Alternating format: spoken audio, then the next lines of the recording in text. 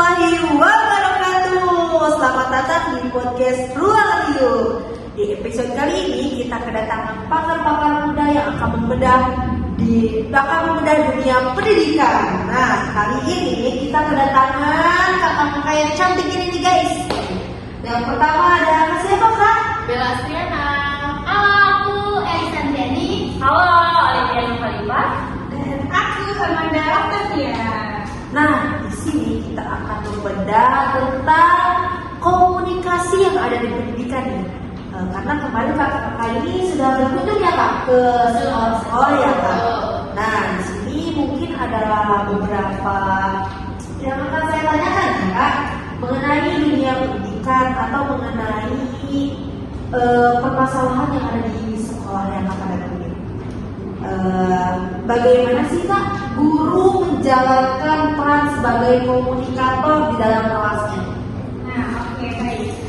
Secara umum, guru-guru yang kami amati memiliki kompetensi komunikasi yang sangat adaptif.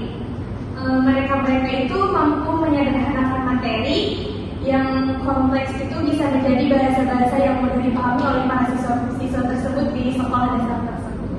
Contoh bahasa sederhana itu seperti apa? Seperti cara penyampaian materinya itu membuat si anak itu lebih mudah untuk Memahami materi tersebut.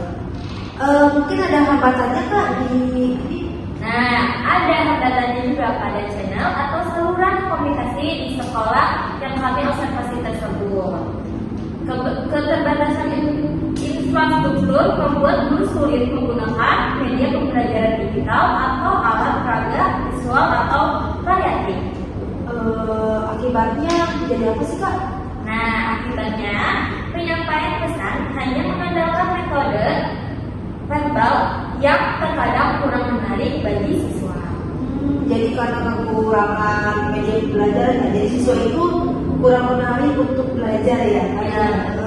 Karena kan di zaman sekarang itu era digital itu sangat berkembang ya, jadinya siswa juga menjadi kurang menarik karena tidak diberikan dengan teknologi di zaman sekarang. Iya, benar sekali kak.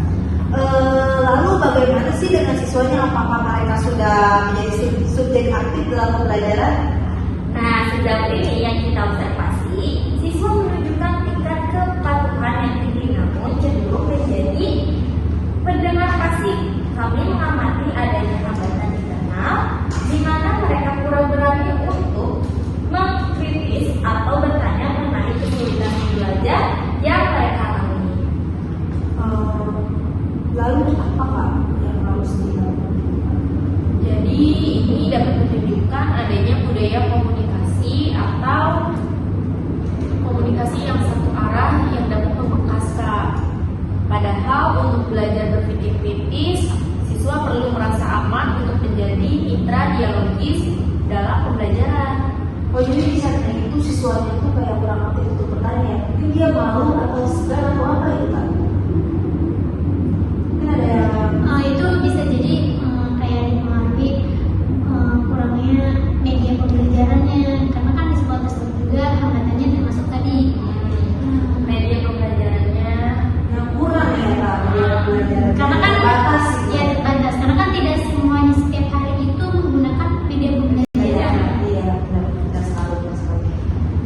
Mungkin bagaimana sih saya pengen tahu nih hubungan pihak sekolah sama orang tua. Pasti dong ada hambatan atau apalah masalah-masalah gitu ya. Saya pengen tahu nih kak.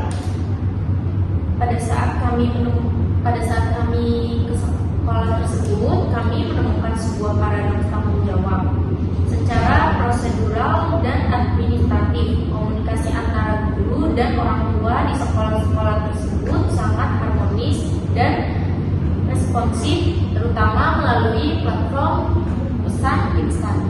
Kalau di WA itu orang tua tuh sangat respon ya kak.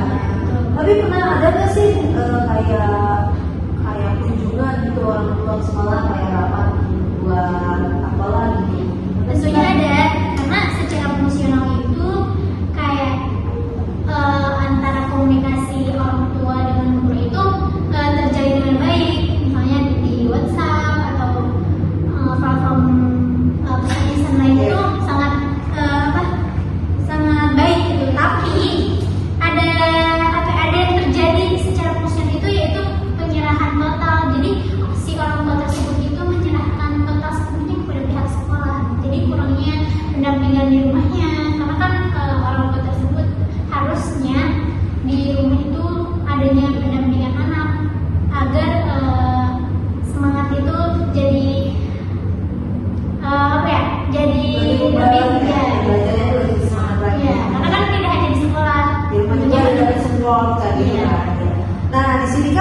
orang tua tuh menyerahkan sekolah ya ke sekolah.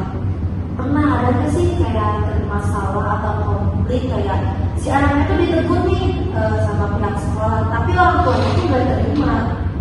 Kalau di yang tempat kami observasi itu nggak ada ya, karena sekolah tersebut itu berada di perkampungan atau desa. Iya, kalau Jadinya tuh si orang tua tuh menerima saja. Menyerahkan ke sekolah. Iya, jadi menerima saja masalah orang tuanya. Nah, itu karena hal itu, jadinya si orang tua tersebut tuh sangat menyerahkan total. iya, jadi dampaknya kontrol belajarnya kurang ya. Iya. Dari pihak orang tuanya. Dan terakhir nih Kak, bagaimana hubungan antar guru? Apakah itu bisa menjadi kunci perbaikan? Iya, tentunya itu bisa menjadi kunci ya, karena soliditas internal di sekolah yang kami observasi tersebut itu sangat terjaga melalui wadah seperti adanya komunitas belajar. Lalu komunikasinya terbuka dan umpan baliknya itu sangat konstruktif gitu. Jadi antara kepala sekolah dengan guru, terus antar guru dan guru dengan orang tua. Namun tadi hambatannya di pendampingan di rumah anak tersebut, siswa tersebut. Jadi kalau di rumah anak tuh nggak kontrol. Kalau di sekolah dia aja belajar, tapi di rumahnya tidak.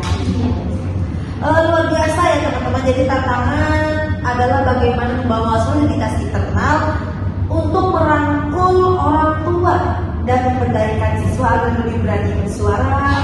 Terima kasih nih untuk teman-teman yang sudah observasi dan turun langsung ke sekolah. Jadi kita tahu nih hambatan atau masalah yang ada di sekolah itu, kita tahu tadi hambatannya adalah peran orang tua dan untuk siswa bersuara dalam hal belajar ya kayak. Iya, nah itu juga kan terjadi karena tadi yang pendampingan di rumahnya kurang. Jadi itu hambatan yang ada di sekolah yang kami observasi.